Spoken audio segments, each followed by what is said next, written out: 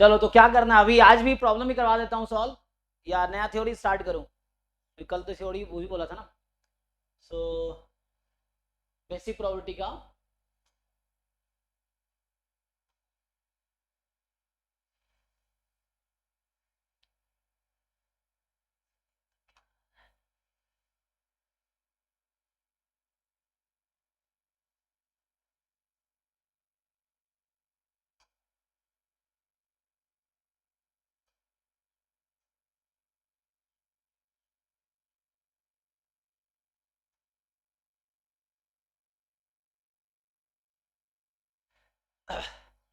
क्या करना है, क्वेश्चन कराऊं कि आगे थ्योरी करवा दूं, क्या चाहते हो? बताओ, ऑडिबल हूं मैं?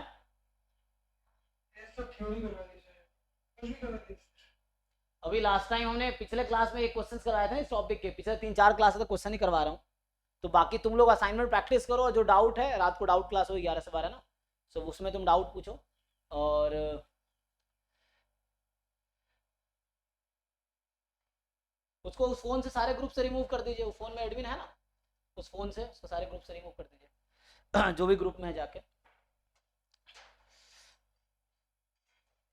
सो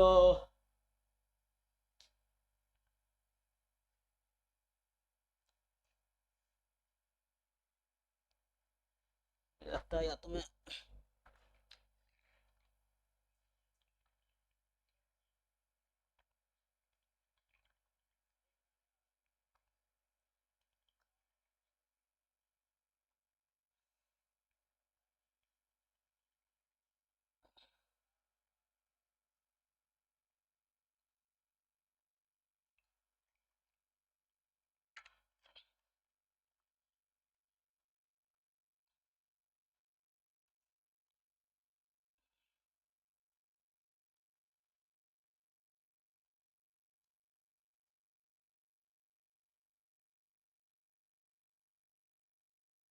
चलो क्वेश्चन से करवा देता हूँ यहाँ से तो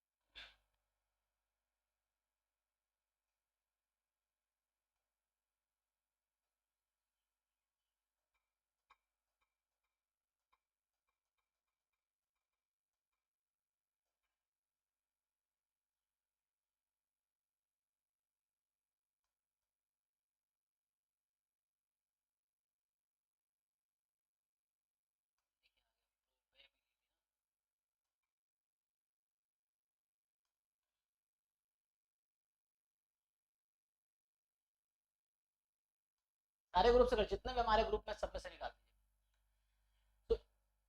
तो ये ने हमने है ना लास्ट क्लास में ये हमने कराया था उसे, तो देखो बेस थ्योरम का क्वेश्चन था ये।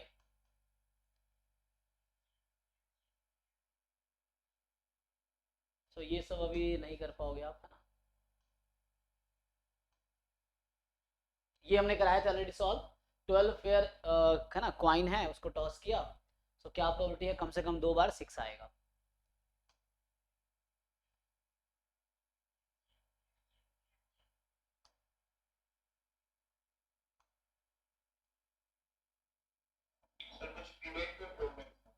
हाँ, पीवाई क्यू में प्रॉब्लम है तो पूछ सकते हो। तो देखो करते अभी आधे घंटे, लास्ट आधे घंटे में, अभी कितना टाइम हुआ है, थोड़ा लेट भी हो गया ना पहले ही।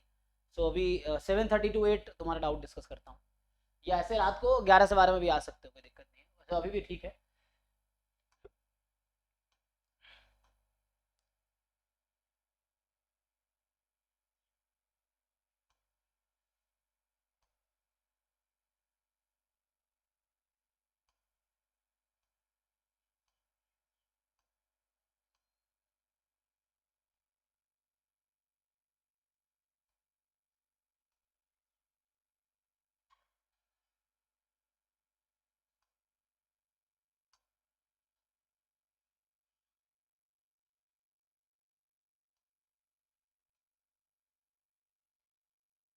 चलो ये ट्राई करो, ये क्वेश्चन देखो सॉल्व करके, फिर मैं बताता हूँ।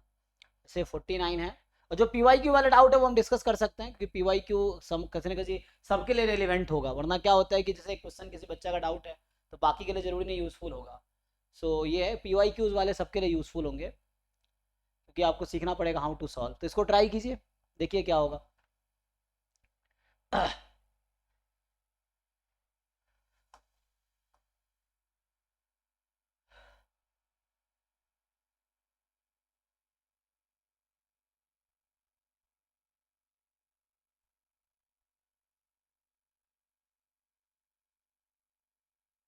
आराम से क्वेश्चन पढ़ो, ट्राई करो, नहीं होता फिर मैं सॉल्व करता हूँ, मतलब होगा तब भी, नहीं होगा तब भी, तुम ट्राई करो पहले, फिर मैं इसको सॉल्व करता हूँ।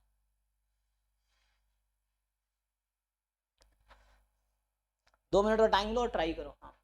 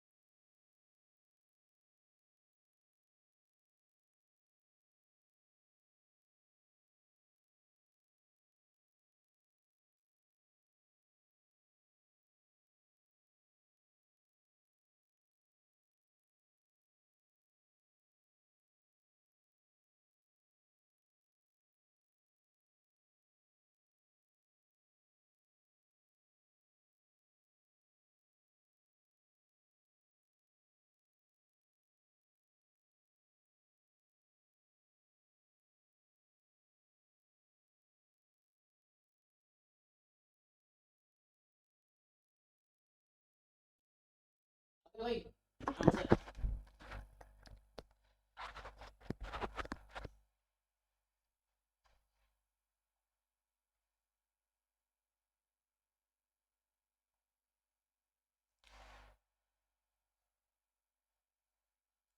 सो हो गया सॉल्व ये सबका, या मैं सॉल्व करूं? देखो, a box contain a certain number of balls, out of which 80% are white, 15% are blue, 5% are red, and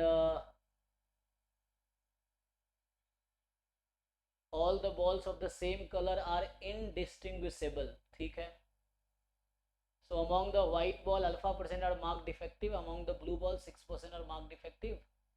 so among all the balls 9% are mark defective, क्या बोलना जरा, among all the red balls, अच्छा 3 colour है ना यहाँ पे, okay. A ball is chosen at random from the box if the conditional probability of chosen ball is white given that it is defective, so given है defective है, और conditional probability that the ball is white given that it is defective is, so ये 0.4 है, then alpha equals, तो ये तो हो simple है ना, सिंपल है ये, आपको गिवन है कि प्रोबेबिलिटी गिवन, ये बेस थ्योरम का सिंपल क्वेश्चन है, हो जाएगा ना सबसे, सबने कर लिया, अगर किसी का नहीं हुआ तो बताओ, ये चीज है। नेक्स्ट देखो फिर,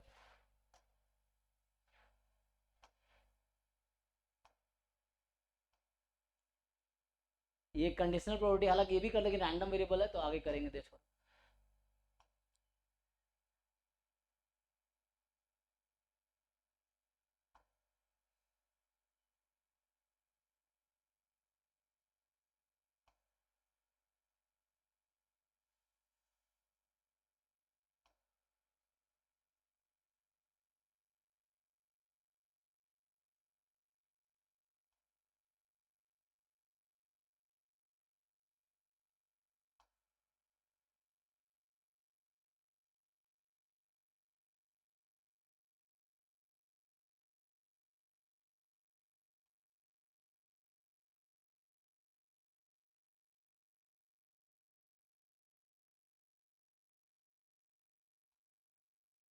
अच्छा ये जो क्वेश्चन है, हालांकि ये ज्योमेट्रिक प्रोबेबिलिटी का क्वेश्चन है, ये तुम देखो, ये क्वेश्चन ज्योमेट्रिक प्रोबेबिलिटी का है, हो सकता है तुमने सॉल्व किया हो, देखो तो ये सिंपल बेसिक प्रॉब्लम है ज्योमेट्रिक प्रोबेबिलिटी का,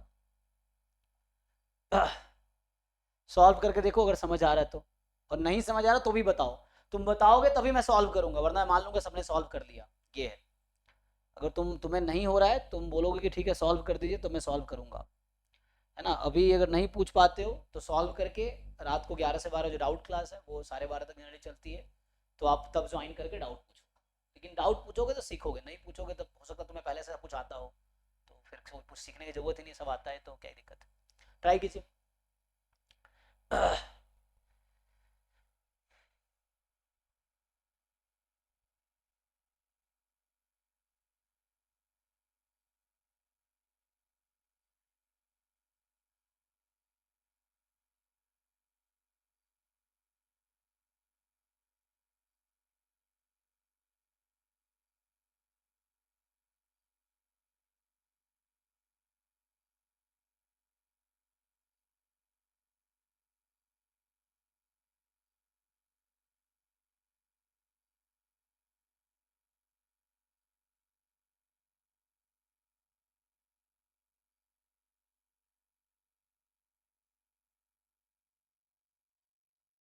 जल्दी सॉल्व करो, बताओ, नहीं हो रहा तो भी बताओ।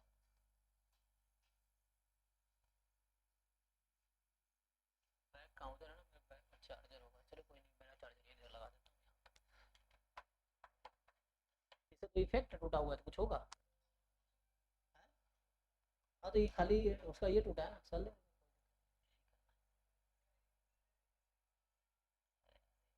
अजीब आदमी है साला, चेक हम लोग किए भी नहीं, कैसा दुकानदार है साला, हर बार चीज उसका डिफेक्टिव निकलता है।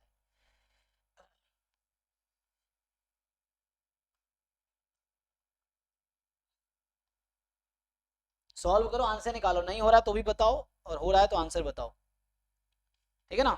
ये सब वो क्वेश्चन है जो एग्जाम में आए हैं या आते हैं, तुम अगर खुद सॉल्व कर पा रहे हो ठीक है, नहीं कर पा रहे हो फिर मैं सॉल्व करूंगा, उसमें तुम्हें बताना पड़ेगा, तुमसे आंसर सॉल्व हो रहा है तो आंसर बताओ, नहीं हो रहा तो ये, क्योंकि क्लास इसलिए रख रहा हूँ प्रॉब्लम क्लास, ताकि तुम्हें ये समझ आए कि तुम कर पा रहे हो नहीं कर पा रहे, तो मैं अवेलेबल हूँ।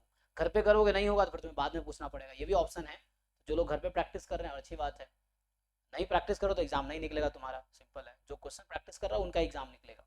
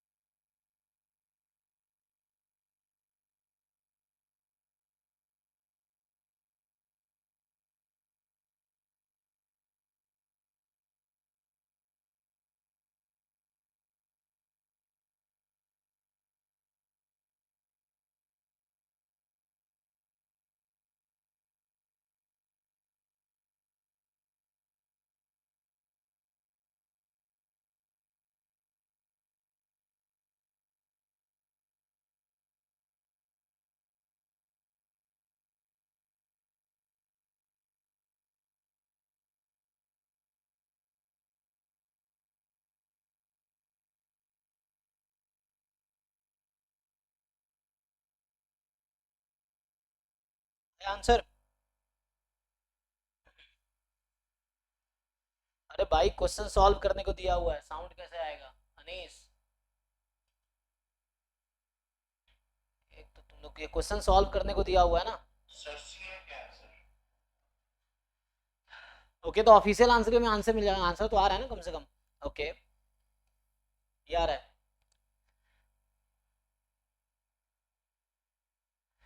ये क्वेश्चन सॉल्व करना है भाई, खाली मुझसे ही सॉल्व कराओगे, खुद सॉल्व करो तभी तो पता चलेगा तुम्हें समझ आया नहीं आया, कर पा रहे हो नहीं कर पा रहे हो। तो इसको ट्राई करना है तुम्हें, क्योंकि एग्जाम में प्रॉब्लम ही सॉल्व करना है। तुम कितनी किताबें पढ़ लो, कितनी थ्योरीज पढ़ लो, कितने वीडियोस देख लो, एंड में एग्जाम में ये सब क्वेश्चन ही सॉल्व करना है। तो ये सब सॉल्व कर पाओ इसलिए थ्योरीज पढ़ाए जाते हैं, थ्योरम्स पढ़ाए जाते हैं, प्रॉपर्टीज बताए जाते हैं। ये सब जो थ्योरीज पढ़ाई जा रही है सिर्फ इसलिए कि ये सब सॉल्व कर पाओ। तो ये सॉल्व करोगे तभी तो सॉल्व करना आएगा।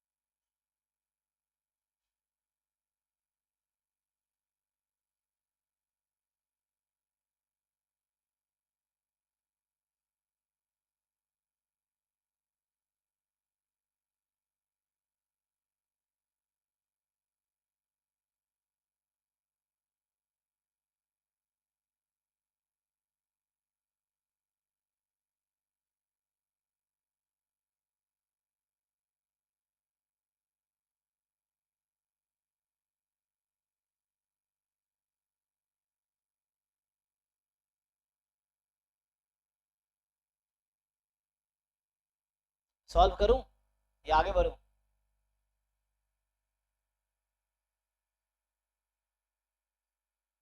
और आगे ना आंसर भाई, सत्यम बाकी लोगों का भी आ ही गया होगा, चलो।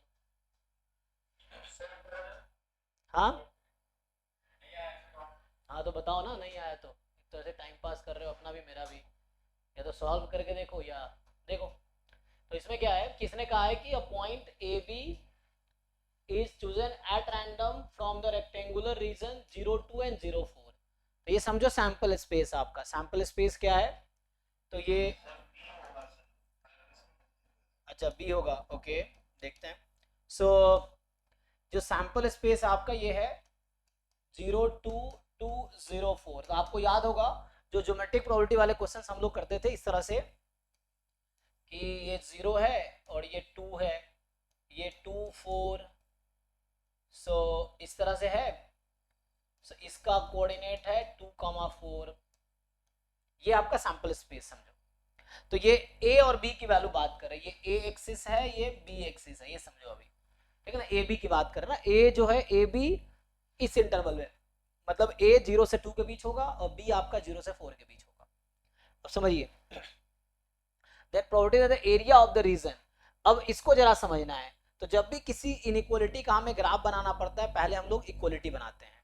सो यहाँ क्या होगा, bx plus a y is equal to a B. So यहां से जब आप लिखोगे तो ये आ जाएगा आपका चलो मैं ए बी से डिवाइड कर देता हूं, तो x upon A plus Y upon B is equal to a 1 हो जाएगा ना। सो ये इस इक्वेशन को देख के आपको कुछ समझ आ रहा है कि ये किस कर्व का इक्वेशन है?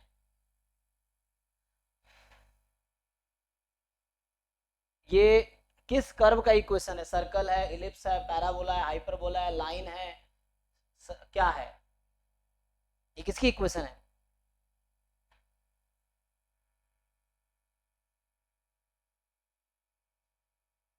मैं आप लोगों से पूछ रहा हूँ, ये जो इक्वेशन है ये कौन से कर्व की है?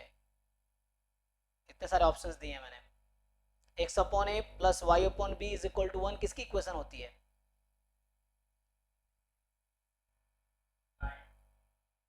हाँ, लाइन की। तो ये लाइन की इक्वेशन है जिसका एक्स इंटरसेप्ट ए है, वाई इंटरसेप्ट बी है।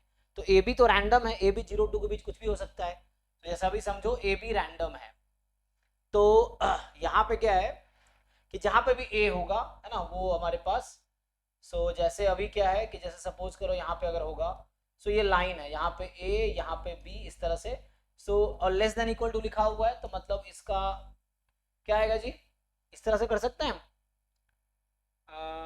अच्छा, हमें क्या पूछा है? Area of the region is less than equal to. ठीक है, तो देखो ए का पास मैक्सिमम चॉइस 2 तक जाने की है। सो ये मान लो ए है और ये मान लो बी है, क्योंकि ए बी 0 2 के बीच कुछ भी हो सकता है। इसने कहा हुआ है कि ए बी आप चूज करो इस इंटरवल में। सो ए की वैल्यू 0 से 2 में कुछ भी हो सकता है, बी की वैल्यू 0 से 4 में कुछ भी हो सकता है। सो बी इस बीच का कोई भी एक नंबर है। और ये तो अभी हमने इसका ग्राफ बनाया, तो ये लाइन है, ये जो लाइन मैंने बना रखा है ये वाला लाइन समझो आप। सो दिस लाइन इज, इस लाइन की इक्वेशन है x upon A plus Y upon B is equal to 1। ठीक है, एंड अब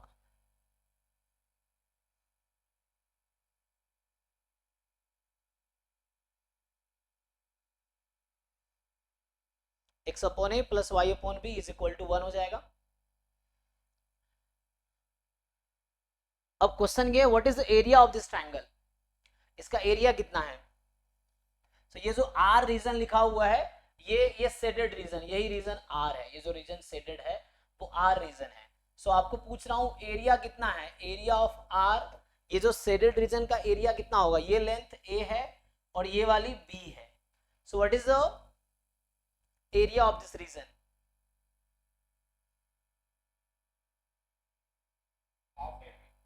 half A B. So half A B, यहां तक ओके है? क्वेश्चन समझो कहना क्या चाह रहा था। क्वेश्चन कह रहा है कि ए बी कोई भी रैंडम पॉइंट है, ए 0 से 2 का, बी 0 से 4 का। एरिया ऑफ द रीजन, ये जो ग्राफ है ये ट्रायंगल है जिसका एक्स इंटरसेप्ट ए है, वाई इंटरसेप्ट बी है, इस तरीके से है। सो अभी हमने जस्ट आपको ग्राफ निकाला, क्वेश्चन कुछ और है। क्वेश्चन ये था कि probability that the area of the region will be less than equal to 2, इसकी क्या प्रोबेबिलिटी है? तो हमसे पूछा ये गया है, अब समझो, हमसे अब पूछा गया है कि प्रोबेबिलिटी जो एरिया आ रहा है, एरिया ऑफ रीजन आर, ये लेस देन इक्वल टू 2 होगा। सो एरिया कितना है आपने बताया? हाफ ए बी, ये less than equal to 2। So probability A B less than equal to 4। अब फिर से मैं रीजन बनाऊंगा। अब देखो दोबारा मैं बना रहा हूं, ये ए एक्सिस है, ये बी एक्सिस है। ए की वैल्यू 0 से 2 तक हो सकती है और ये 2 और ये 4 है। सो इसकी वैल्यू, ये जो कोऑर्डिनेट है 2,4, ठीक है। सो यहां से आपके पास आ जाएगा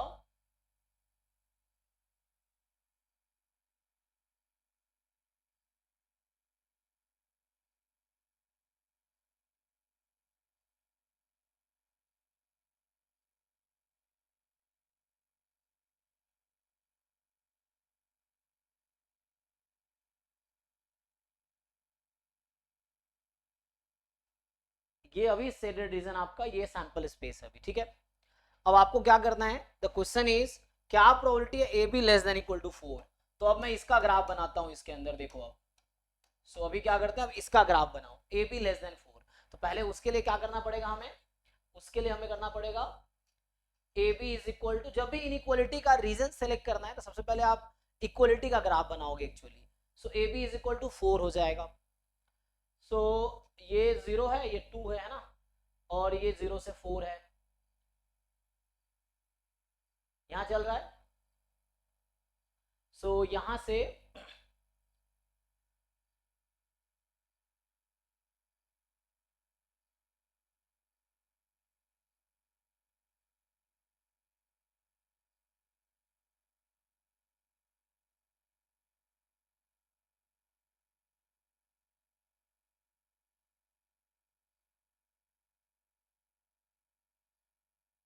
इसका ग्राफ क्या होगा, किसी को आइडिया है? ये कौन सा कर्व है? सर ये रेक्टेंगुलर हाइपरबोला है, तो जैसे हम यहाँ पे a की जगह 2 रखे, ये a एक्सिस है, सो अगर मैं a को 2 रखूंगा तो b की वैल्यू भी 2 आ जाएगी, राइट, a को 2 रखेंगे b भी 2 आ जाएगी, सो a2 एंड b2, तो ये पॉइंट है 2,2। जब a को मैं अगर 4 रखूं तो b की वैल्यू 1 आ जाएगी, राइट, सो a को जब मैं 4, a को 4 क्यों रखूंगा, है ना, सो a को मैं 1 रखता हूँ, तो a को 1 रखूंगा, b 4 हो जाएगी, सो यहाँ 1 जैसे है तो b 4 हो जाएगी, ये वाले पॉइंट है, सो 1,4। तो ये रेक्टेंगुलर हाइपरबोला है इस तरह का, ये है आपके पास, देखो। और हालांकि तो देखो इस तरह क्वेश्चन वीके वैदिक में एग्जाम्पल है, तो वहां पे बुक में ऑलरेडी सेम क्वेश्चन। अब तुम्हें डिसाइड, अभी मैंने A B is equal to 4 का ग्राफ बनाया, तो ये जो ग्राफ है ये A B is equal to 4 का ग्राफ है, ठीक है। So this is the graph of the curve A B is equal to 4, ठीक है ना। So this curve is for A B is equal to 4। अब आपसे क्या पूछ रहा है, A B less than equal to 4, तो क्या लगता है ये अपर रीजन होगा लोअर रीजन होगा, A B less than equal to 4 का जो रीजन है वो क्या होगा, ये लाइन के ऊपर या लाइन के नीचे, नीचे होगा। तो देखिए शिवा भाई कौन है, इसको देखिए क्या बोल रहा है। सो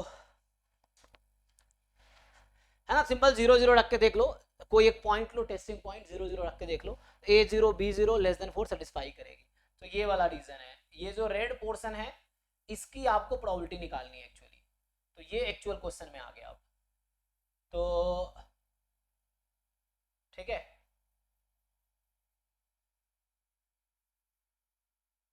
अब बताओ इसकी प्रोबेबिलिटी कैसे निकालोगे।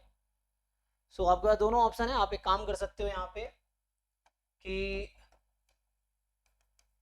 1 minus probability A be more than 4, so 1 minus probability A be more than 4, ठीक है। सो इसकी प्रोबेबिलिटी निकालो आप,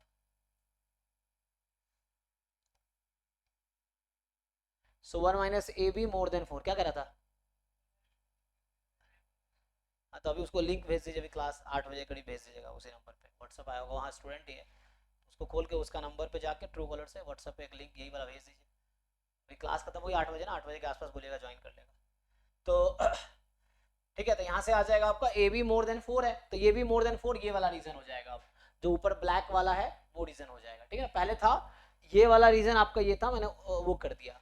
अब इसको इंटीग्रेट कैसे करोगे, तो ये मैं जो बात कर रहा हूँ आपको बोल रहा हूँ, ये वो आपका येलो वाला रीजन है ना, तो यहाँ मुझे लगता है व्हाइट से ही करता हूँ, देखो। सो ये वाला रीजन है, तो इसमें एक वर्टिकल, अब देखो पहले तुम dx लेना चाहते हो dy यहाँ, अच्छा तुम जानते हो कि how to find area using integration, यहाँ थोड़ा सा यूज होगा area under area using integration, ये एक्चुअली इंटीग्रल कैलकुलस में हमें पढ़ना है।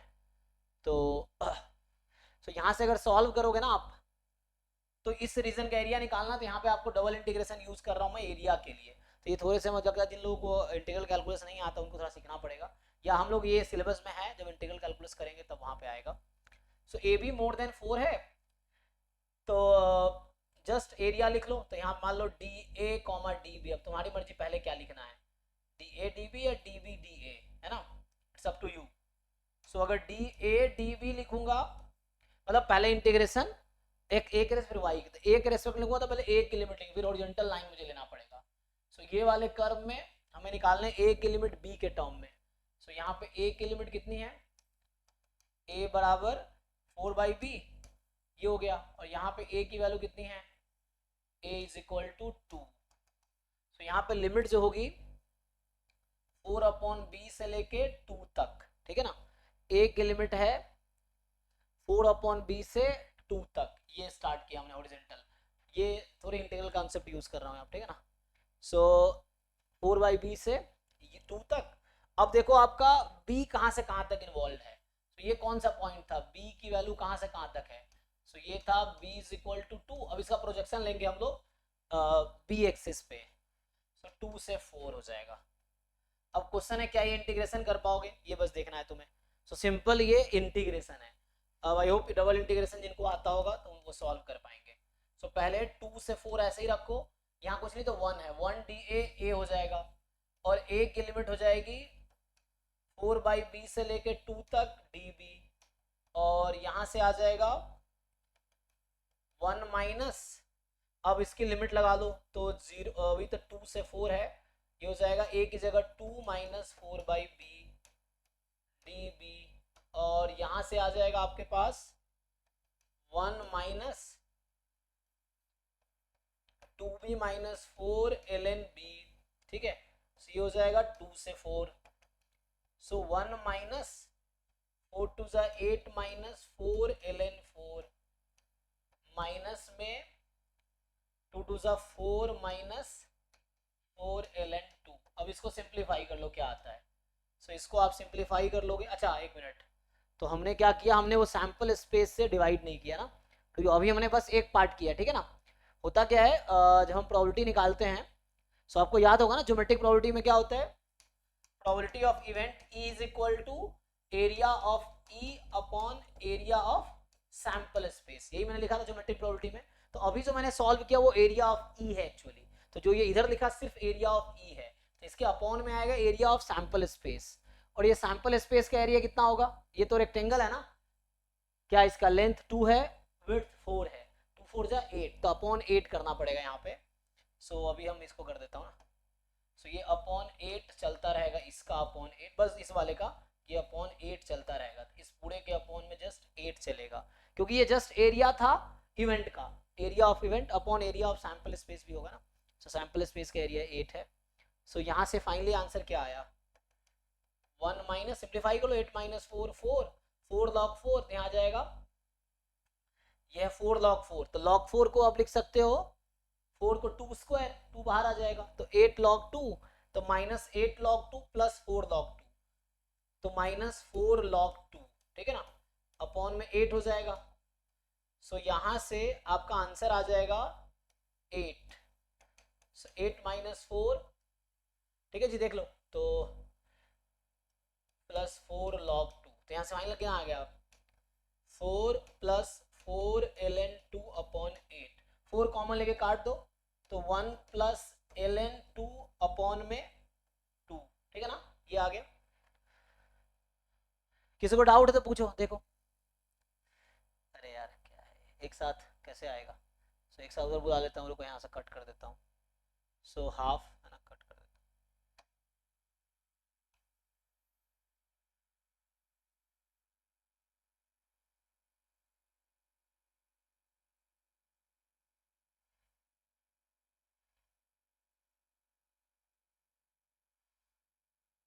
देखो तो ये आंसर आ गया, किसी को डाउट है तो पूछो इसमें, अब वन है ना, आराम से समझो क्या किया मैंने, फिर पूछो।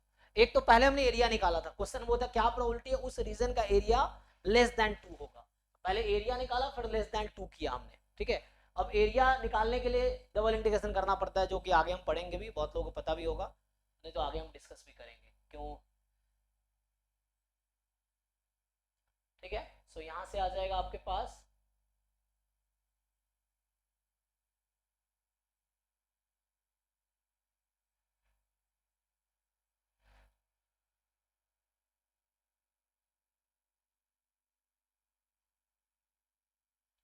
ठीक है भाई, किसी को पूछना है कुछ, देख लो। तो ये सब क्वेश्चंस मैं सॉल्व इसलिए कर रहा हूँ ताकि आपको समझ आए क्वेश्चन अप्रोच कैसे करते हैं, वरना थ्योरी पढ़ा के खत्म हो जाएगी, सारा थ्योरी खत्म हो जाएगा, एंड में तुम्हें यही समझ नहीं आया क्वेश्चन सॉल्व कैसे करते हैं। तो ये सब प्रॉब्लम सॉल्विंग क्लास 4-5 में इसलिए करवा रहा हूँ ताकि आपको ये समझ आए सॉल्व कैसे हो रहा है, और जो क्वेश्चन मैं क्लास में कर रहा हूँ घर पे तुम खुद से फिर से उन्हीं क्वेश्चन को सॉल्व करना, कि तुम कर पा रहे हो नहीं कर पा रहे हो, जहां नहीं कर पा रहे हो देखो क्या डाउट है उसमें, कि क्यों आगे प्रोसीड नहीं कर पा रहे हो, ये समझना पड़ेगा तुम्हें, कि एक्चुअली समस्या की जड़ तो पता होनी चाहिए ना, कि ऐसा हो क्यों रहा है, फिर उसको हम सॉर्ट करेंगे। ये चलो आगे देखते हैं।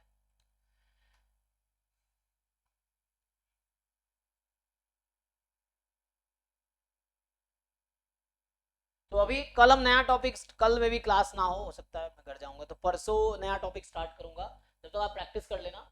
ये क्वेश्चन करके देखिए, आई थिंक ये हमने कराया था, मतलब ये एटमोस्ट वाला किया था, ये एग्जैक्टली नहीं किया होगा आपने, किया था देख लो, अभी सॉल्व करके आंसर बताओ, सॉल्व किया था इसका, क्विकली आप लोग आंसर बताइए सॉल्व करके, और सब लोग ट्राई करो, देखो जो लोग वेट कर रहे हो बाद में करेंगे, सही समय आएगा, सही समय कभी नहीं आएगा, ठीक है ना, तो तुम्हें जब मौका मिल रहा है ट्राई करो और सीखो।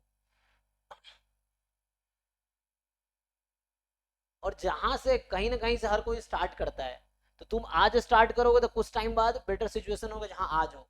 तुम सोचोगे 10 दिन बाद स्टार्ट करेंगे, तो जो बच्चे आज स्टार्ट करो तुमसे बेटर होंगे। तो ये तुम्हें समझना पड़ेगा, यू स्टार्ट टूडे ना। और अपनी स्पीड जितना अच्छा रखोगे, प्रोग्रेस उतना अच्छा होगा। बताओ इसका आंसर बताओ, क्विकली सॉल्व करके देखो, समझ आ रहा नहीं आ रहा। सॉल्व हो रहा है ठीक है, नहीं हो रहा तो भी बताओ, मैं सॉल्व कर दूंगा। अगर सॉल्व हो रहा है तो इट्स ओके, तो जिनका आंसर आ रहा है क्विकली बताओ, सॉल्व करके देखो।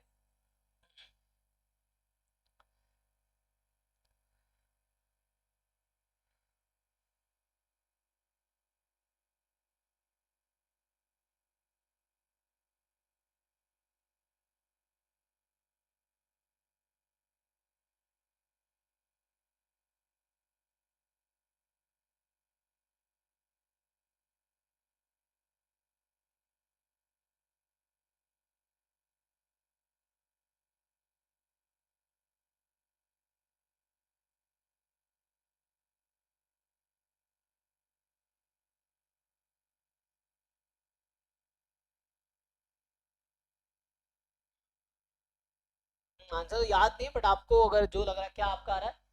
ए? हाँ, ए। वो तो आंसर की में अवेलेबल है, 2023 का पेपर है, तो अब 2023 के पेपर में चेक कर, हम भी चेक कर सकते हैं। बट अभी आपका जो आ रहा है तो आई बिलीव करेक्ट होगा, जिन लोगों ने सही सॉल्व किया ना। सो बाकी लोग एक दो और दो बताओ।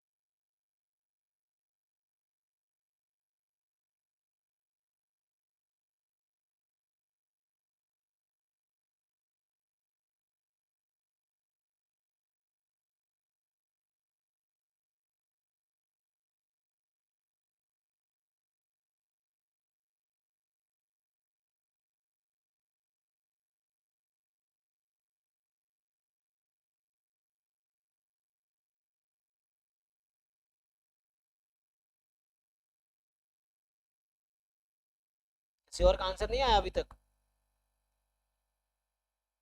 नहीं नहीं इधर। हाँ जी भाई, कोई और सॉल्व नहीं कर पाया इसको? राजीव है यार।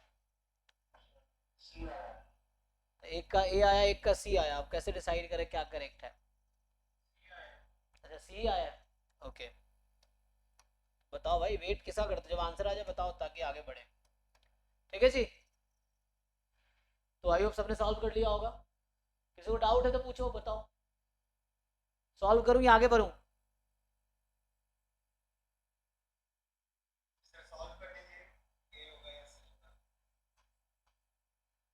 इसने कहा था E1 E2 E3 तीन इवेंट है, हमें इंटरसेक्शन की प्रोबेबिलिटी पता है इंडिविजुअली, और इनको भी पता है, और ये क्या है, तीन इवेंट है। और बोलना चाह रहा है कि among the event event is a probability that at least two event occur. So at least two occur, कम से कम टू ऑकर हो रहा है, ठीक है ना? तो इसका मतलब E1 occur, E2 occur, E3 does not occur, ऐसा हो सकता है। या E2 occur, E3 occur, E1 does not occur. या फिर E1 occur, E3 occurs and E2 does not occur.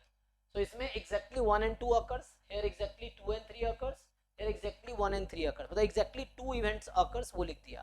और at least 2 बोला हुआ है, तो at least 2 का मतलब 2 और 3, तो एक और केस होगा all 3 events occur. So E1 intersection E2 intersection E3। अब आप लोग फॉर्मूला जानते होंगे, ये E1 intersection E2 intersection E3 complement है। So by I can write it E1 intersection E2 minus E3। So आप लोग फॉर्मूला ये भी जानते हैं, probability of A minus B is equal to probability of A minus probability of A intersection B।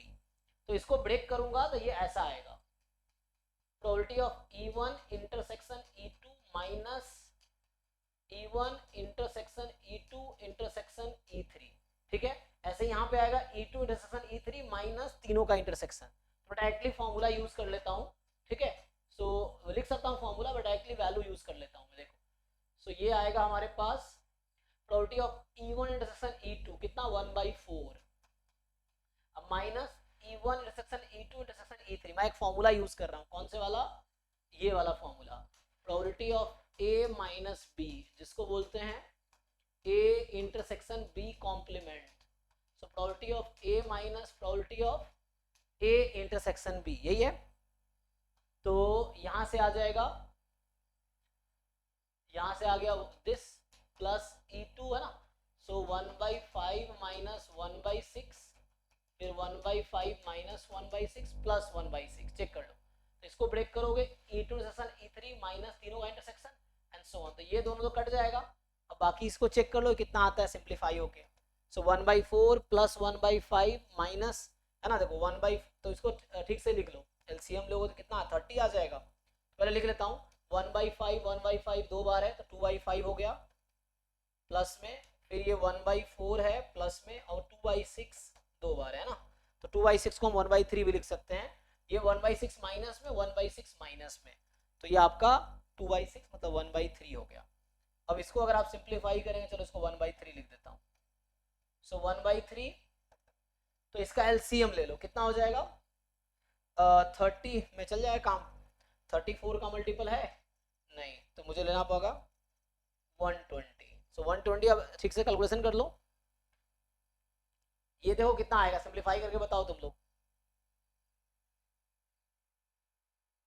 तो 24 to 48, 48 plus 30 minus 40, सो यहां से आ जाएगा 78 माइनस 40, है ना, कितना बचा, 78 माइनस 14 38। सो ये तो ऐसा कुछ आ रहा है 38 अपॉन 120। सो 2 से काटेंगे 19 अपॉन 60 आ रहा है। चेक करो भाई आप लोगों का यही आ रहा है क्या? तो सी इज द करेक्ट ऑप्शन।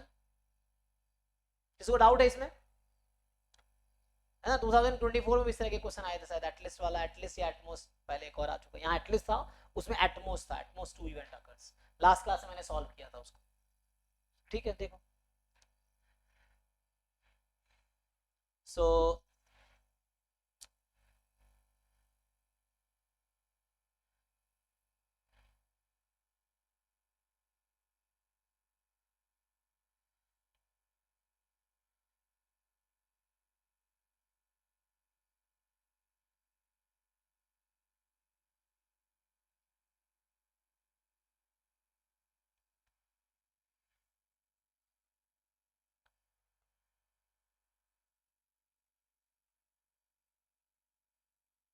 अच्छा सत्यम आपके डाउट्स हैं ना, चलो वो बता देते हैं, बताओ पीवाईक्यू में जो थे आपके। असाइनमेंट खोलूं टॉपिक वाइज? ओके, तो इस वाले में ना जैम एंड गेट एक साथ वाला अलग अलग वाले में किए हैं। एक तो ये था हाँ इसमें 24 का एडेड है। इसमें देखो कौन सा नंबर इसमें हो जाएगा, वो क्वेश्चन इसमें मिल जाएगा। कौन सा नंबर था वो, आप कौन सा क्वेश्चन नंबर कह रहे थे? 2843 यहीं देख लो, क्या वही नंबर यहाँ पे है या अलग अलग है? देखो यहाँ देख के बताओ, यही 28 ना? सो देर आर टू बॉक्सेस। सो यहाँ पे ना दो तरीके हैं यहाँ पे, तो बाइनोमियल डिस्ट्रीब्यूशन का दो बार एप्लीकेशन है, और या फिर बिना बाइनोमियल के भी हो जाएगा ये, ठीक है ना? बिना बाइनोमियल करेंगे तो भी हो जाएगा। देखो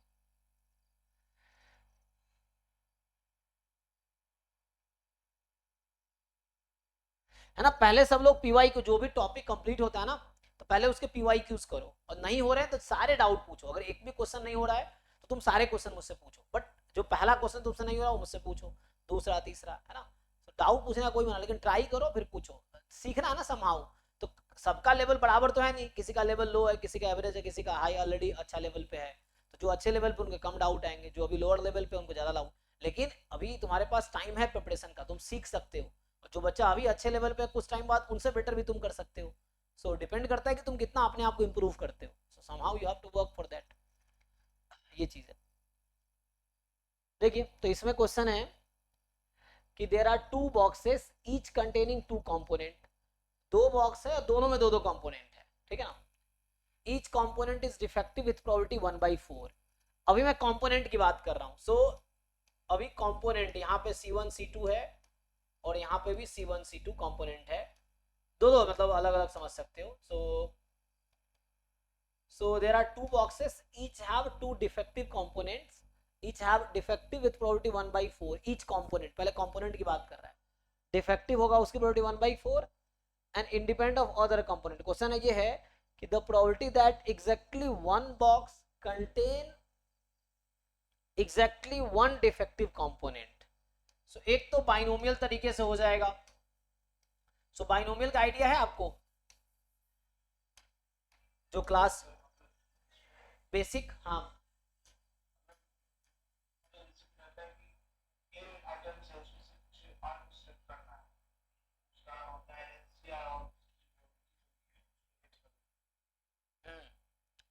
तो मतलब ये है कि जैसे आपके पास वहां सिंपल होता है कि जैसे यहीं पे देख लो, हमारे पास कितने कंपोनेंट है? दो कंपोनेंट है। मुझे ये प्रोबेबिलिटी निकालनी है कि एग्जैक्टली वन डिफेक्टिव कंपोनेंट। अभी मुझे ये निकालना है कि किसी एक बॉक्स में एग्जैक्टली वन डिफेक्टिव कंपोनेंट होने की क्या प्रोबेबिलिटी है।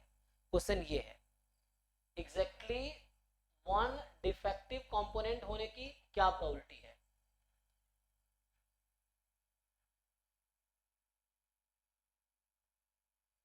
सो exactly one box contain exactly one defective component, है ना? सो अब एक काम करो, एक्स लेता हूं मैं, number of defective component. So number of defective component in a box. अभी मैं इसकी बात कर रहा हूं, ठीक है ना? सो बताओ इसका सपोर्ट क्या होगा, पहले ये बताओ एक बॉक्स में कितने डिफेक्टिव कंपोनेंट हो सकते हैं टोटल? जीरो भी तो हो सकता है। नहीं नहीं, वो तो पूछ रहा है वन होने की पॉसिबिलिटी इन जनरल क्या है, 0 1 2 ना। हो सकता है एक बॉक्स में एक भी डिफेक्टिव ना हो, एक डिफेक्टिव हो, दोनों डिफेक्टिव, क्योंकि एक बॉक्स में दो कंपोनेंट है। सो मे बी 0 1 2 मैं यह कहना चाह रहा हूं। और एक कंपोनेंट को डिफेक्टिव होने की क्या प्रोबेबिलिटी है?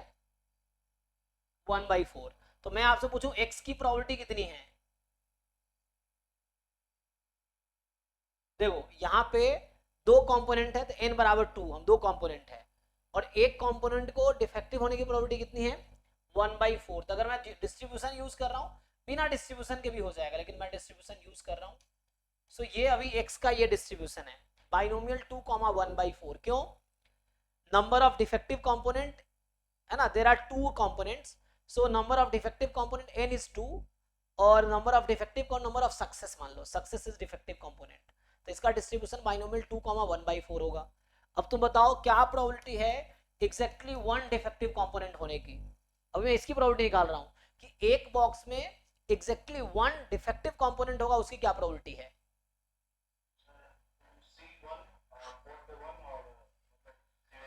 Yes yes 2C1 1/4 into 3/4। सो देखो एक बार मैं पहले भी कहा था 11-12 वाली प्रोबेबिलिटी जिनने रिवाइज किया उनके लिए ये सब आसान होगा। वहां पे लिखा हुआ है कि number of success represents binomial distribution, है ना, आउट ऑफ n ट्रायल्स।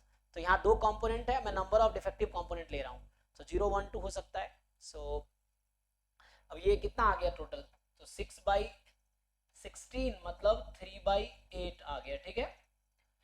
सो ये हो गया 3/8 और ओके है। अब दूसरा मैं डिफाइन करता हूं, तो अभी मैं कंपोनेंट की बात कर रहा था, अब मैं इसकी प्रोबेबिलिटी निकालता हूं।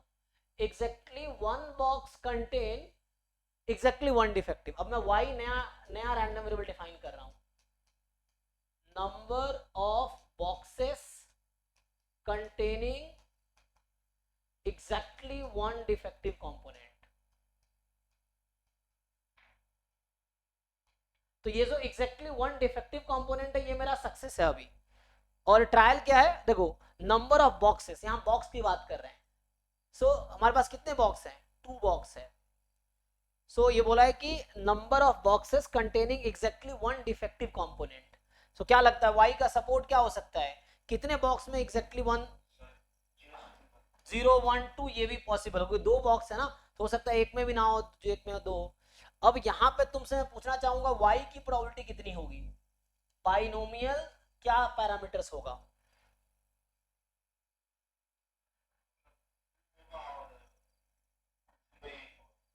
हाँ यस, सो ये हो गया 2 और 3/8, क्योंकि सक्सेस हमने इसको डिफाइन किया और यहाँ हम एक्चुअली सक्सेस की प्रोबेबिलिटी निकाल रहे थे।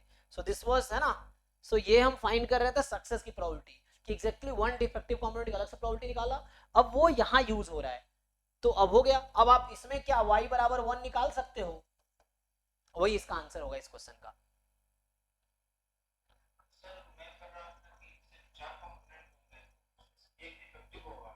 नहीं नहीं ऐसा नहीं कह रहा है, उसमें बहुत केसेस होंगे, वैसे सोचोगे तो गड़बड़ हो जाएगा, बहुत सारे केसेस होंगे वहां पे। Exactly one box contain exactly one defective. तो इसमें केसेस वैसे सोचोगे तो बहुत केसेस बनेंगे, फिर कोई केस या तो एक्स्ट्रा आ जाएगा या कोई छूट जाएगा, वैसे बहुत मुश्किल होगा। तुम जस्ट लिखने की कोशिश कर रहे हो 4 कंपोनेंट के बेस पे, क्योंकि यहाँ बॉक्स पे भी लगाना है प्रोबेबिलिटी एक्चुअली। तो पहले आप कंपोनेंट पे सोचो फिर बॉक्स पे सोचो। हाँ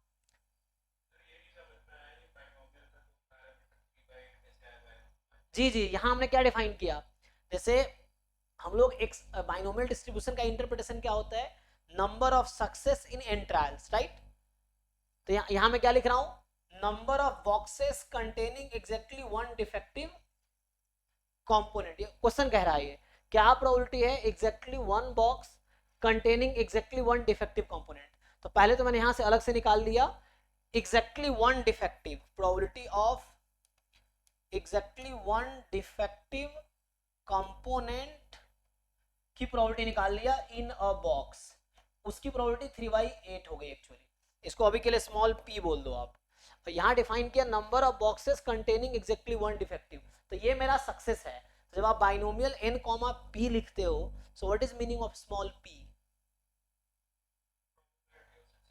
इन वन ट्रायल, है ना। हाँ, the probability of success in one trial. तो एक बॉक्स में एग्जैक्टली वन डिफेक्टिव कंपोनेंट होने की क्या प्रोबेबिलिटी, यहाँ ये सक्सेस है कि box containing exactly one defective component. तो यहाँ लिखता हूँ binomial there are 2 boxes total. अब इन p का मतलब किसी एक बॉक्स में एग्जैक्टली वन डिफेक्टिव कंपोनेंट होने की क्या प्रोबेबिलिटी है, एग्जैक्टली वन डिफेक्टिव कंपोनेंट की क्या प्रोबेबिलिटी है किसी एक बॉक्स में, वही तो निकाला हमने पहले। सो पहले हमने ये निकाला, क्या लिखा था, number of defective component in a box, और x बराबर 1 का मतलब क्या है, एग्जैक्टली वन डिफेक्टिव कंपोनेंट। तो पहले ये जो सक्सेस यहाँ पे पूछा जा रहा था, ये बोला था कि exactly one box contain exactly one defect, ये सक्सेस था, नंबर ऑफ सक्सेस। तो पहले इस सक्सेस की प्रोबेबिलिटी मैंने सेपरेटली निकाला, अब वो एक्चुअली यहाँ पे p है, तो ये n कॉमा p, सो ये एक्चुअली वन डिफेक्टिव कंपोनेंट की प्रोबेबिलिटी है, इसलिए 3/8 आया, क्योंकि इसके प्रोबेबिलिटी की मुझे जरूरत पड़ती, मुझे पहले से एक्चुअली पता था, इसलिए मैंने पहले ये निकाल लिया। अगर आप यहाँ सॉल्व करते फिर बाद में आपको रियलाइज होता okay I need probability that exactly one component is defective in a box, that is the probability 3/8, that's why। ठीक है, देखो तो यहाँ डबल बाइनोमियल है, एक तो कंपोनेंट पे डिफेक्टिव लगाने की प्रोबेबिलिटी चाहिए, बाद में बॉक्स पे, तो इसलिए थोड़े से वो क्वेश्चन हो गया। अच्छा, बिना उससे भी कर सकते थे आप, हर बॉक्स में 2 डिफेक्टिव है तो क्या क्या हो सकता है, defective defective defective non defective non defective defective and non defective non defective, 4 possibilities है।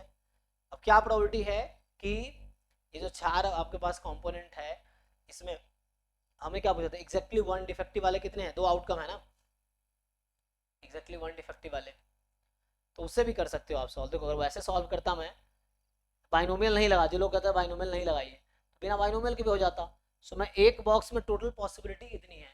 सो अगर तुम कंपोनेंट के बारे में सोचोगे, सो दोनों कंपोनेंट डिफेक्टिव हो सकता है, डिफेक्टिव नॉन डिफेक्टिव, ऐसे करके भी सोच सकते हो, non defective non defective defective non defective non defective, तो ये 4 पॉसिबिलिटी है। अब तुमसे मैं पूछूं एग्जैक्टली वन डिफेक्टिव की प्रोबेबिलिटी बताओ, सो इसका मतलब है कि एक डिफेक्टिव वाला कौन है, ये दोनों तो है, सो डिफेक्टिव नॉन डिफेक्टिव या नॉन डिफेक्टिव डिफेक्टिव। अब डिफेक्टिव होने की प्रोबेबिलिटी 1/4 थी, डिफेक्टिव नहीं होने की 3/4 थी, डिफेक्टिव होने की, नॉन डिफेक्टिव होने की 3/4 इंटू 1/4, इसको भी सॉल्व करो 3/8 ही आएगा। ये दूसरा तरीका है। तो ये मैंने ओमेगा 1 लिखा है कंपोनेंट के लिए। अब यहाँ पे ओमेगा 2 की बात करता हूं मैं। ओमेगा 2 में क्या है, अभी मैं देखा एक कंपोनेंट में, जो एक बॉक्स में जो 2 कंपोनेंट है उसके क्या पॉसिबिलिटीज है, वो सैंपल स्पेस लिख दिया। अब मैं बॉक्स की बात कर रहा हूं, exactly one box contain exactly one defective. तो मैं ये देख रहा हूं कि 2 बॉक्सेस मेरे पास है, तो क्या क्या पॉसिबिलिटीज है, या तो बॉक्स 1 बॉक्स 2 दोनों में एग्जैक्टली वन डिफेक्टिव होंगे, या बॉक्स 1 में होगा बॉक्स 2 में नहीं होगा, या अगर मैं ऐसा लिखूं, मैं ऐसा लिख देता हूं, देखो B1 B2, इसका मतलब है B1 बॉक्स में भी एग्जैक्टली वन डिफेक्टिव है एंड B2 बॉक्स में भी एग्जैक्टली वन डिफेक्टिव है, ये कहना चाह रहा हूं। दूसरा B1 कॉम्प्लीमेंट B2, इसका मतलब B1 box do not have exactly one defective but B2 have, जो क्वेश्चन पूछ रहा है। फिर यहां से मैं लिखता B1 एंड B2 कॉम्प्लीमेंट, अगला हो जाएगा B1 कॉम्प्लीमेंट B2 कॉम्प्लीमेंट, तो ये मैंने सैंपल स्पेस लिख दिया। 4 पॉसिबिलिटी है, 2 ही बॉक्स है मेरे पास ना, तो एग्जैक्टली वन डिफेक्ट या दोनों के पास होंगे, या किसी एक के पास होंगे, या किसी के पास भी नहीं होंगे, यही पॉसिबिलिटी 4, और कोई पॉसिबिलिटी है ही नहीं। अब इसमें तुम्हें पूछना था कि exactly one box has exactly one defective, यही पूछा हुआ है क्वेश्चन, डिफेक्टिव कंपोनेंट। तो अब आप सोचो यहाँ पे, so exactly one box has exactly one defective component.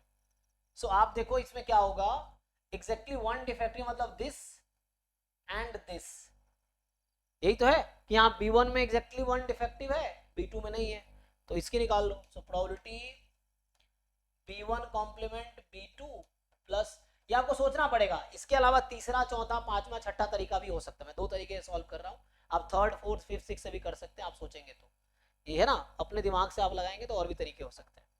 सो यहाँ से आ जाएगा B1 B2 कॉम्प्लीमेंट, यही पॉसिबिलिटी है।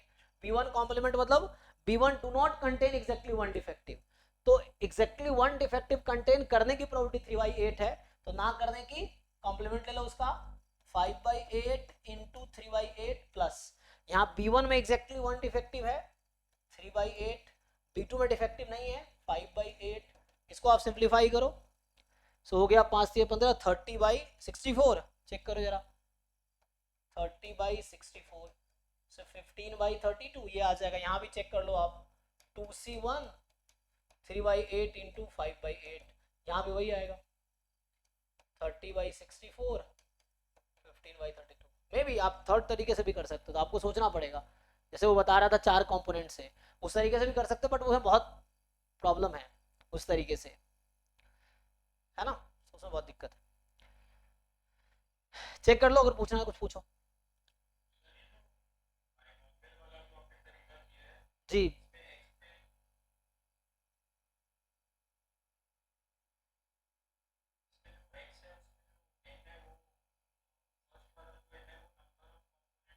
जी, नंबर ऑफ बॉक्सेस, यस। पहले ये चेक किया कि एक बॉक्स में एक डिफेक्टिव होने की क्या प्रोबेबिलिटी, पहले उस पे बाइनोमियल लगाया। फिर चेक किया कि अब तो दो बॉक्स है, तो उस दो बॉक्स में से किसी एक बॉक्स में ही एग्जैक्टली वन डिफेक्टिव होगा, इसकी क्या प्रोबेबिलिटी है, ये चेक किया हमने, तो इसलिए दो बार बाइनोमियल लगाया।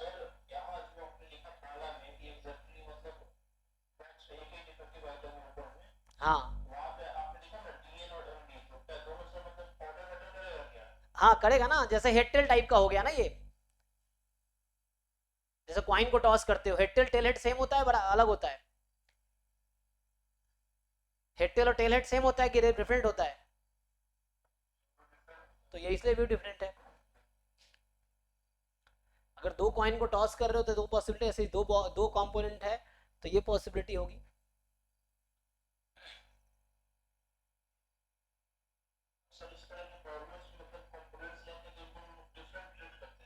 जी जी जी,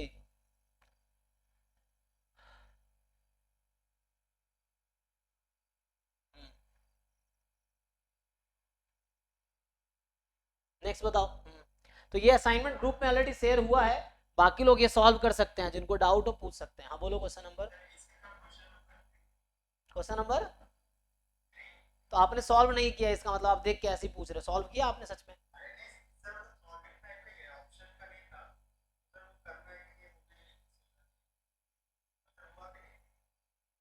नहीं देखो, मैं कहना चाहता हूँ जेन्युइनली आप ट्राई करके आओ, अपनी पूरी मेहनत करके, ना हो तब पूछना। ऐसे नहीं एक्सपेरिमेंट कर रहे कि सर ये बता दो ये बता दो, ऐसे मत करो। उसमें आप है कि ट्राई करो, डाउट करने के लिए पूरे साल हमारी डाउट क्लास चलती रहेगी, डेली डाउट क्लास हो रही है। जरूरत पड़ेगी तो सैटरडे संडे अलग से डाउट क्लास रखेंगे, लेकिन हम चाहते हैं बच्चा जेन्युइनली सीखने के लिए डाउट पूछे, सिर्फ टीचर को परेशान करने के लिए ना पूछे कि आप बता दो। मैं उससे देखो, जब आप ट्राई करके आओगे ज्यादा सीखोगे, बिना ट्राई किए पूछोगे कम सीखोगे, ये चीजें हैं। सो ये चीज है, वरना ये है कि यहाँ सो दैट है, आप ट्राई करो, इसको कोई प्रॉब्लम नहीं है। वहां पे आपको एक्चुअली यहाँ तो सो दैट है, आपके एग्जाम में आएगा which of the following is true, ये भी एक ऑप्शन हो सकता है उसमें से। सो ऐसा आएगा आपके एग्जाम में एक्चुअली। अभी तो चूंकि ये तब सब्जेक्टिव आता था उस समय, तो ये दे दिया, लेकिन अभी अगर आपको इस तरह क्वेश्चन आएंगे तो वहाँ चार ऑप्शन रहेगा, बोलेगा इनमें से कौन सा ऑप्शन ट्रू है बताओ, तो उस तरह से ये भी एक ऑप्शन हो सकता है। तो आपको सोचना है कैसे करोगे। तो इसका हिंट दे देता हूँ मैं आपको, ए यूनियन बी की प्रोबेबिलिटी आती है, उसको लगाओ। हाँ सोचो,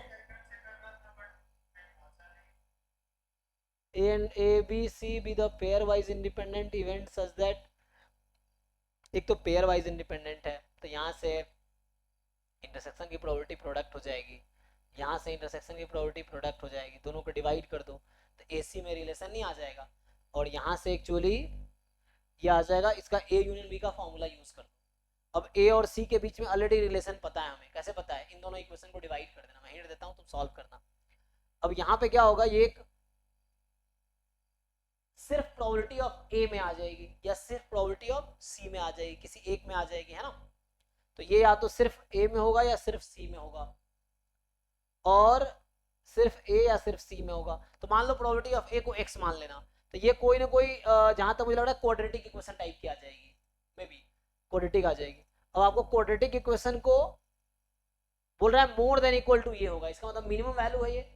तो इस क्वाड्रेटिक फंक्शन को मिनिमाइज करना आता है आपको, या किसी फंक्शन की मिनिमम वैल्यू निकालनी आती है कैलकुलस वाले तरीके से, तो वैसे करना पड़ेगा। तो ये मैं हिंट दे रहा हूँ आपको यहाँ से। अब इसको खोलोगे, ए और सी में प्रोबेबिलिटी आएगी, इन दोनों इक्वेशन को आप डिवाइड कर दो गिवन वाले को, तो probability of A probability of C के टर्म में आ जाएगी, या सी की प्रोबेबिलिटी ए के टर्म में आ जाएगी किसी एक में। तो इसको एक वेरिएबल में कन्वर्ट कर दो, RHS को अभी छोड़ दो, सिर्फ LHS देखो यहाँ पे। तो उसको अब क्या होगा, उसको आपको मिनिमाइज करना है, मिनिमम वैल्यू निकालनी है उस फंक्शन की। सो मिनिमम वैल्यू 7/8 आएगी, इसका मतलब ये हो गया कि ये हमेशा 7/8 से ज्यादा ही होगी, क्योंकि उस फंक्शन की मिनिमम वैल्यू 7/8 है। समझ आ रहा है कहना क्या चाह रहा हूँ मैं? जी जी जी, हाँ बिल्कुल। डेरिवेटिव को 0 पुट करेंगे, क्रिटिकल पॉइंट आ जाएगा, फिर उस क्रिटिकल पॉइंट पे देखिए कहाँ पे मिनिमम आएगा या एंड पॉइंट भी, क्योंकि प्रोबेबिलिटी है तो 0 से 1 में जाएगा जी।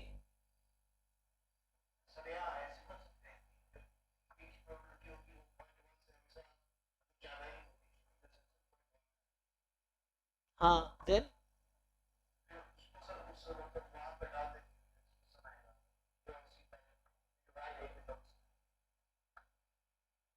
नहीं नहीं, तो उससे तुम नहीं, वैसे नहीं होगा, ठीक है ना। उससे बाउंड कैसे एग्जैक्टली बाउंड मिल रहा है तुम्हें?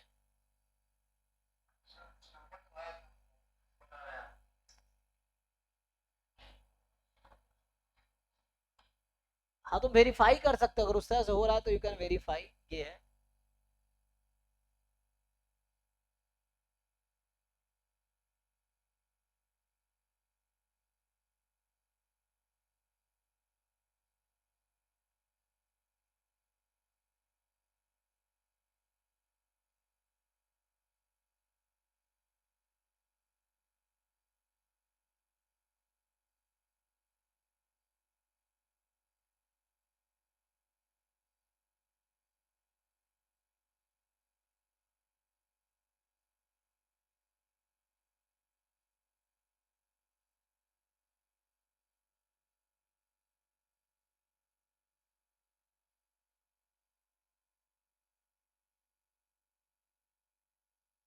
ठीक है, सॉल्व करना। अगला बताओ, अगला डाउट क्या बता रहे थे?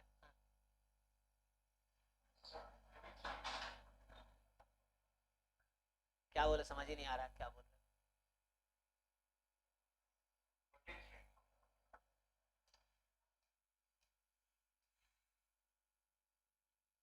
एक प्रॉपर नोटबुक बना लो सॉल्यूशन वाली, एक एक क्वेश्चन का डिटेल सॉल्यूशन लिखो इनिशियली, सब लोगों को बोल रहा हूँ, और डिटेल सॉल्यूशन लिखो। जिसका सॉल्यूशन आप नहीं लिख पाओ वो मुझसे पूछो, मैं आपको सॉल्यूशन लिख के दिखाऊंगा। अगर आप ट्राई करके आए हो, अगर आप नहीं कर पा रहे हो फिर मैं वो सॉल्व करके दिखाऊंगा आपको, लेकिन आप ट्राई करो सब लोग।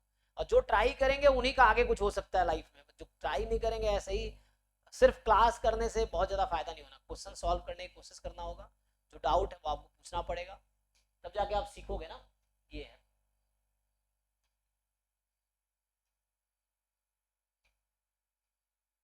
अगर ज्यादा डाउट हो, मान लो डेली क्लास में सॉल्व नहीं हो पाता, तब मुझे सैटरडे संडे में अलग से डाउट क्लास रख सकता हूँ, है ना।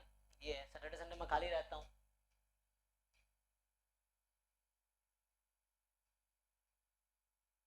ये वाला 43 देखो, two fair dice are tossed independently, it is found to be one face is odd and other face is even, तो ये गिवन है मुझे ना, कि एक फेस ऑड है एक फेस इवन है। जी, कंडीशनल प्रोबेबिलिटी निकालनी है आप। हाँ, ये इवेंट ई है और इधर इवेंट एफ है, फाउंड मतलब गिवन, गिवन दैट, तो वो एफ इवेंट हो गया और ये आपका ई इवेंट हो गया, ई गिवन एफ की प्रोबेबिलिटी निकालनी है आप, ठीक है। तो एटलीस्ट ये सब लोग सॉल्व कर लो, इसमें 50-60 क्वेश्चन होंगे, आप ये सब सॉल्व कर लो, कुछ आउट ऑफ सिलेबस भी होगा जो मैंने नहीं पढ़ाया, उसको इग्नोर करना, otherwise you can solve these questions, है ना। कितने 56 57, सो 60-70 क्वेश्चन तो होंगे इसमें, तो ये सब कर लोगे एक अच्छा आइडिया मिल जाएगा। इतने क्वेश्चन अगर तुम सॉल्व कर लेते हो इसमें, जितने क्वेश्चन हैं इसमें, तो एक आपको अच्छा आइडिया मिल जाएगा एग्जाम में पूछा क्या जा रहा है एक्चुअली, ये है ना। टोटल देखो 80 क्वेश्चन है ना, 80 से 82 क्वेश्चन टोटल है। 82 क्वेश्चन अगर तुम ढंग से सॉल्व कर लोगे ये वाले असाइनमेंट सिर्फ, तो एटलीस्ट पीवाई क्यूज के अच्छा आइडिया हो जाएगा क्या पूछा जा रहा है, इतना ही काफी है। हमें जरूरत है दुनिया भर के क्वेश्चन सॉल्व करने, हमें इतने क्वेश्चन सॉल्व करने के हमें एक आइडिया हो जाए क्वेश्चन सॉल्व होते कैसे हैं, और बाकी उसके जैसा और क्वेश्चन मिलेगा आप क्विकली सॉल्व कर पाओगे, मॉक टेस्ट में क्वेश्चन मिलेंगे तो आप खुद देखो सॉल्व कर पा रहे हो नहीं कर पा रहे हो, नहीं कर पा तो समझो क्या दिक्कत है आपको, मेन पकड़ना पड़ेगा दिक्कत कहाँ पे है। ये चीज़ हर बच्चे की अलग अलग क्वालिटीज़ हैं, सो अपने आप को वीकनेस स्ट्रॉन्ग पॉइंट पकड़ना पड़ेगा, कहाँ पे आप स्ट्रॉन्ग है कहाँ वीक है, उसमें वीकनेस पे काम कीजिए, अभी टाइम बहुत है। क्योंकि ऐसा है जैसे मैं पढ़ा रहा हूँ सबको बराबर ही, क्योंकि अपने दिमाग के हिसाब से लोग ऑब्जर्व कर रहे हैं, जिसके जितने कैपेसिटी उसके हिसाब से ऑब्जर्व कर रहा है। ये कुछ लोग इसमें 82 में से खुद ही 80 क्वेश्चन कर लेंगे, कुछ ऐसे होंगे जो 4 ही कर पाएंगे, कुछ ऐसे होंगे 20-30 कर पाएंगे, तो सबके अलग अलग अपना वो है। तो पहले पीवाई क्यू कंप्लीट करो, ये वाला असाइनमेंट ग्रुप में ऑलरेडी शेयर किया हुआ है, इसको कंप्लीट कर दो, और फिर डाउट मुझसे 11 से 12 क्लास में रात को पूछो, डेली क्लास होती है, पूछ सकते हो, सैटरडे संडे अलग से डाउट क्लास रख सकता हूँ। बताओ नेक्स्ट क्वेश्चन बताओ भाई क्या था, अगर सॉल्व किए हो तो।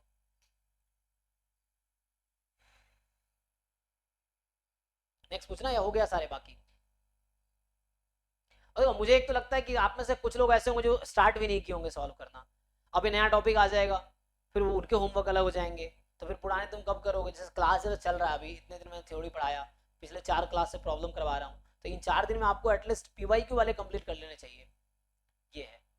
वो अलग बात है, कुछ लोग एग्जाम चल रहे होंगे, तो लाइफ में देखो समस्या हमेशा रहेगी, एक्सक्यूजेस हमेशा रहेंगे, और उस समस्या के बावजूद जो बच्चा कोशिश करता रहेगा वही सक्सेसफुल होगा।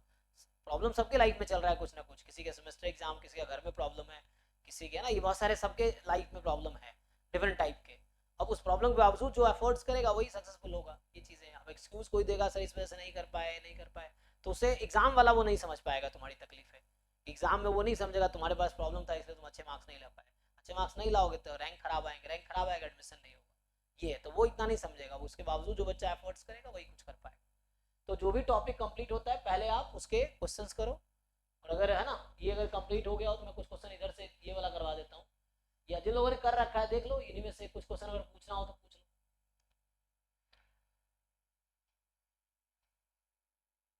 बट पहले तुम खुद से ट्राई करो, इसमें 82 क्वेश्चन है, इसमें ट्राई करो, और उसको जो जो क्वेश्चन नहीं होते एक जगह लिख लो, क्वेश्चन नंबर डाउट एक पेज पे लिख लो। तुम रात को डाउट क्लास में पूछो, अब तो अगले क्लास में थ्योरी स्टार्ट करूंगा इसका, बट इसको कंप्लीट करो, है ना। तो इतने असाइनमेंट है, तुम्हें सॉल्व करने बहुत टाइम लगेगा, बट एटलीस्ट पीवाईक्यू पहले कर लो, बाकी तुम आराम से करते रहना। ये अभी टाइम है काफ़ी एग्जाम में, प्रॉब्लम सॉल्व करना ही पड़ेगा तुम्हें। मेनली क्या, सिलेबस, पीवाईक्यू, मॉक टेस्ट। हाँ, नेक्स्ट टॉपिक में अभी,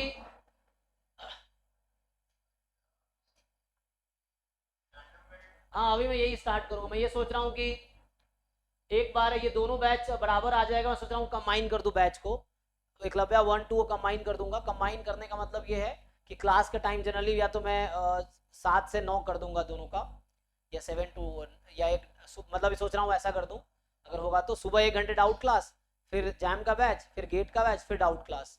देखता हूँ अभी अगर बराबर आ गया तो। खाली सीक्वेंस सीरीज बचा हुआ है ना तुम लोगों का, सीक्वेंस सीरीज में अलग से इस बैच में करवा दूंगा, ये करेंगे। बाकी क्योंकि उसमें अभी यही चल रहा है, कल मैंने ये स्टार्ट किया उस बैच में, तो अगर कुछ क्लासेस में अगर मैं बराबर ले आता हूँ फिर दोनों बैच को मैं मर्ज कर दूंगा, है ना। ये कर सकते, मतलब जो वहाँ पे चल रहा है वो कंटिन्यू होता जाएगा। तो ये अभी इसमें जस्ट यही टॉपिक चल रहा है, वहाँ भी एकलव्या 1 में भी यही पढ़ा रहा हूँ मैं, ठीक है। तो एक बार जब दोनों बराबर हो जाएंगे तो मैं भी ये टॉपिक अलग अलग पढ़ा देता हूँ, और एक साथ कंप्लीट करके फिर हम मर्ज कर देंगे, ये कर सकते हैं। तो उससे फ़ायदा ये होगा, जनरली जिसको डाउट नहीं पूछ पा रहे ना, तो फिर मैं सोच रहा हूँ कि 7 से 9 जैसे मैं जैम का बैच कर दूँ, फिर 9 से 11 गेट का बैच कर दूँ, है ना, ये सोच रहा हूँ। और 11 से 12 डाउट क्लास कर दूँ, और इधर 6 से 7 भी डाउट क्लास कर दूँ। तो जिसको वहाँ डाउट नहीं हो रहा वो यहाँ डाउट पूछेगा, यहाँ डाउट पूछेगा, अब बीच में अपना जैम और गेट का बैच चलेगा।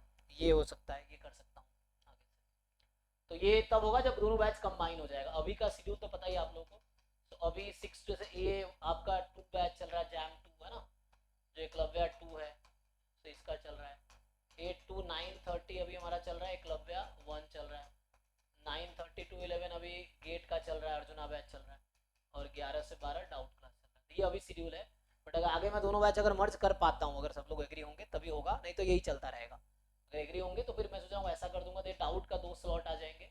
तो मेनली तो मेन प्रॉब्लम सॉल्विंग ही है। तुम जितने ज़्यादा क्वेश्चन सॉल्व करोगे तुम्हारे क्लैरिटी सब्जेक्ट को लेकर उतनी ज़्यादा बढ़ेगी।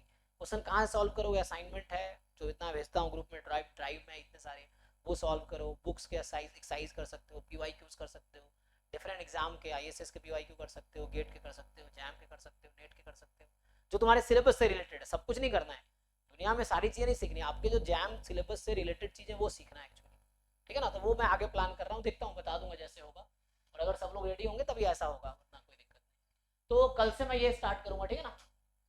तो कल से अभी मैं यही टॉपिक स्टार्ट करूंगा इस बैच में, इसी को कंटिन्यू करूंगा अभी जी।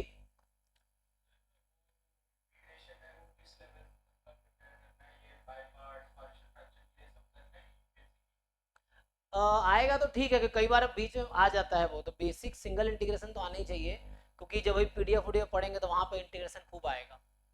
तो बेसिक इंटीग्रेशन आने चाहिए, इवन जब ज्वाइंट स्टार्ट करेंगे तो 2 वेरिएबल इंटीग्रेशन आएगा, ये चीज़ है ना। जैसे यहाँ पे ये तो अभी सिंगल है, ज्वाइंट स्टार्ट करूंगा तो 2 वेरिएबल का आएगा।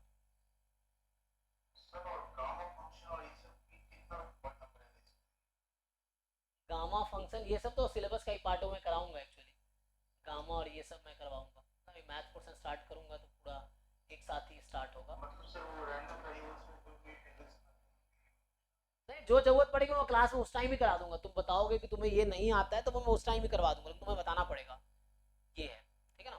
मैं उस टाइम पे ही तुम्हें बता दूंगा कि ये जो भी गामा इंटीग्रल नहीं पता है तो उस टाइम पे बता दूंगा मैं, उसमें क्या है। लेकिन तुम अपनी तरफ से कवर कर सकते हो क्योंकि गामा डिस्ट्रीब्यूशन में गामा आएगा ही, गामा का इंटीग्रेशन वहाँ भी जरूरत पड़ेगी। बीटा डिस्ट्रीब्यूशन में बीटा के इंटीग्रल की जरूरत पड़ सकती है।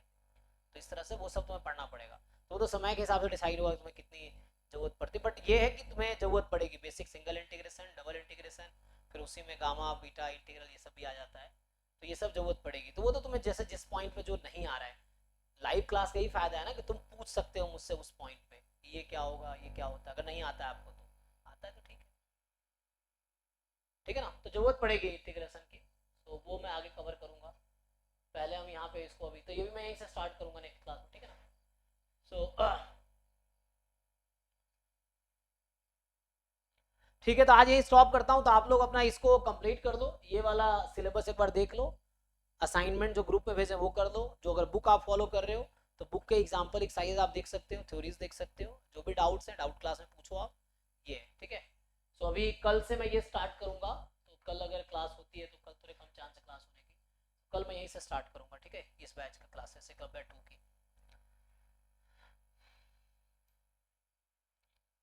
ठीक है, तो अभी के लिए स्टॉप करते हैं। Thank you. एकलव्य 1 की क्लास होगी अभी।